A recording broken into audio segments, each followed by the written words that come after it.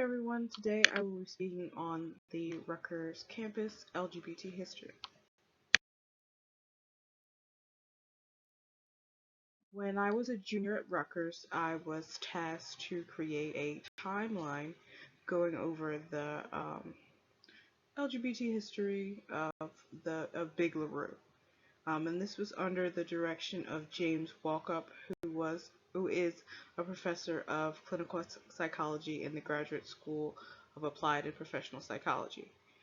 I presented my poster at the Rescue Research Symposium in 2017.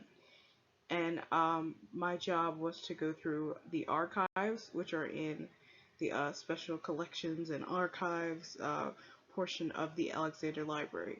And in that, there are several boxes full of artifacts of newspapers, um, different booklets from the time. Unfortunately, I wasn't allowed to take photos of what I found, so I will just use pictures that I found on the internet that are already readily available. So in this presentation, I will be going through some of the points that are on the timeline that I created, supplemented with more information in order for us to understand Rutgers students, really, place in history. Um, when I first joined this research project, I was not aware of Rutgers LGBT history. And I'm sure a lot of you aren't aware as well. So I think this would be a great learning opportunity for all of us. So first, I'm going to start off at the beginning. It's a very good place to start. So in 1969, the Stonewall riots happened, and in response to this, there were many student groups created, and Lionel Cuffey, a Rutgers student, created one of the first student LGBT groups on campus called the Rutgers Student Homophile League, and this was on the College Ave campus in New Brunswick. And they held their meetings in the Rutgers Student Center.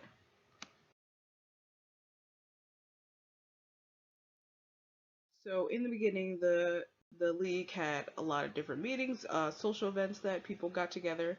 But in 1971, they had their first conference on gay liberation, and this conference was attended by many gay activists at the time.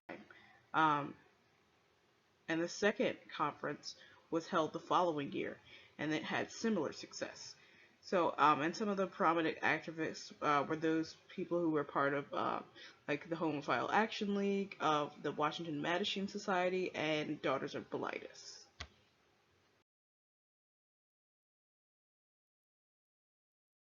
By 1973, the league had about 80 students enrolled in the group.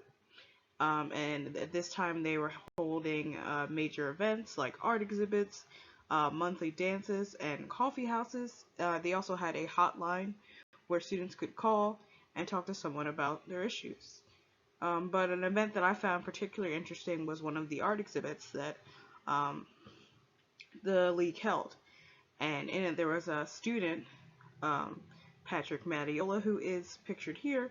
Um, he hung naked from a crucifix in the student center. Naturally, there were complaints, but the president at the time, Mason Gross, defended the students' freedom of expression. I think that's just fun. 1974 is when the league had their first Blue Jeans Day. This was in correspondence with their fourth Gay Liberation Conference. And the Blue Jeans Day, or National Gay Day, was created to raise awareness about gays and lesbians on campus. So it was advertised that if you wish to be counted as gay, you should wear blue jeans on this day. And the group was aware that blue jeans were worn by people of all sexual orientations. It was sort of a joke, but there was some reports that some of the student body were concerned that they would be counted as gay if they wore jeans on that day.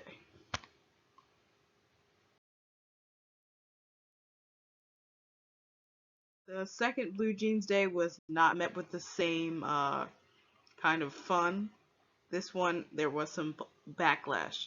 So there was a fraternity that hung a fake body in front of their house from a noose with the words, "The only good gay is a dead gay. Back to your closet, homos." Um, so after some protests from a feminist group on campus, not the Student Homophile League actually, but a different group, the fraternity was made to take it down. But they continued to hang the sign uh, every once in a while without any interference from officials.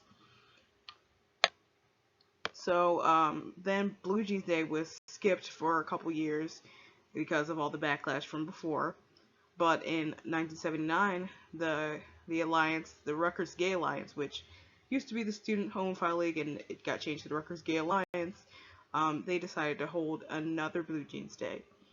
And as expected, they were met with more signs from this particular fraternity, pictured over there.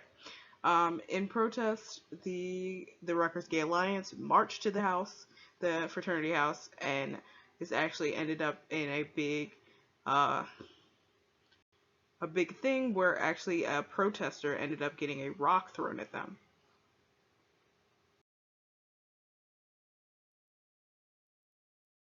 As the 1980s came around, this was an interesting period for the group. This is when the AIDS crisis hit, and in particular, the original founder, who by this time I was no longer involved, but he actually, Lionel Cuffey, ended up dying of AIDS complications in 1989.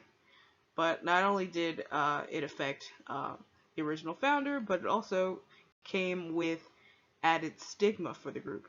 So during this time, students faced more hate crimes, and campus became a more hostile environment.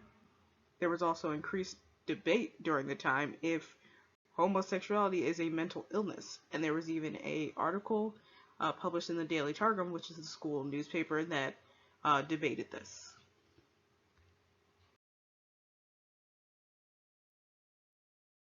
So during this time, there was a campus climate survey that was conducted, and this survey revealed that a majority of lesbians and gays on campus were experiencing harassment from their colleagues, their fellow students, the faculty and staff. So this survey caused an uproar, and there was many student protests. And then in response to this, the President's Select Committee for Lesbian Gay Concerns was created. And this committee actually came together and published a guide for supporting gay and lesbian students in school called In Every Classroom.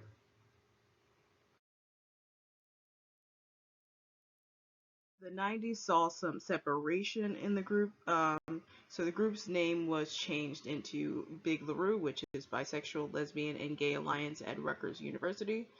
But due to political differences, other groups began sprouting up, like the Lesbian and Bisexual Women in Action, Labia, Rutgers Union of Gay and Bisexual Women, and YAGO, which was for people of color. Also, the 90s saw the creation of the Office of Diverse Community Affairs and Gay and Lesbian Concerns. And this office was created by Cheryl Clark, who's pictured over here, and she was responsible for the creation of the Bias Prevention and Education Committee, as well as many other LGBT resources.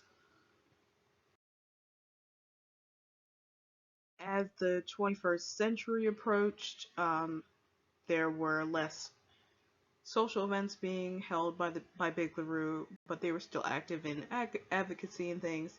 And during the 21st century, the Office of Diverse Community Affairs and Gay and Lesbian Concerns had their name. Their name was changed to Social Justice, Education, and LGBT Communities. Um,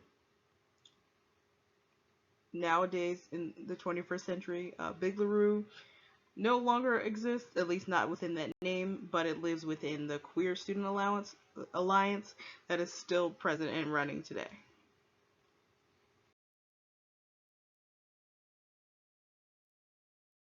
So the Center for Social Justice and LGBT Communities is still around today and is located on 17 Bartlett Street on the College Ave campus. It's really close to Panera.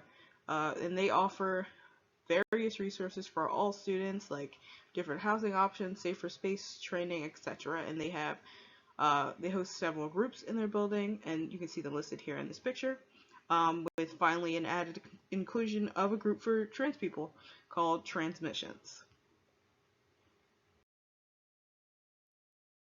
So I think it's important to learn about organizations like the Student Homophile League because it really emphasizes the importance of student action and student power, being able to use our privilege as students with access to academia for the good of all is extremely important in closing some of the gaps that other people in our community may face. And I think the Student Homophile League is a good example of using student power as a tool for making change. In following that doctrine, I'm going to use some of my student power to offer some resources that I know about that some of you may not know about. So I'm going to talk about the Hope House, and the Hope House is located on 8 Lafayette Street, and it's on the College Ave campus, and they offer trainings and workshops in sexual health, drugs and alcohol, and mental health through their peer advocate program. Um, and you can find them online, and they are always have free condoms. I also want to talk about the Institute for Research on Women. So, and they are always hosting seminars. Oftentimes they have LGBT scholars in there for their distinguished lecture series. The lectures are always free, and they often have refreshments, and the workshops are really great. I've been to a couple of them. Um, yeah. I also wanted to mention a resource that was offered, that was told very often to me my freshman year here, um, and they talked about the name change opportunity that they have that gives students to change the name in databases like Canvas, Sakai, Blackboard, and things like that. I'm not certain how successful it is. I haven't used it, but I just wanted to include it here. But this was just to name a few resources that I know of. And so you guys have a great day, and thanks for coming to my TED Talk.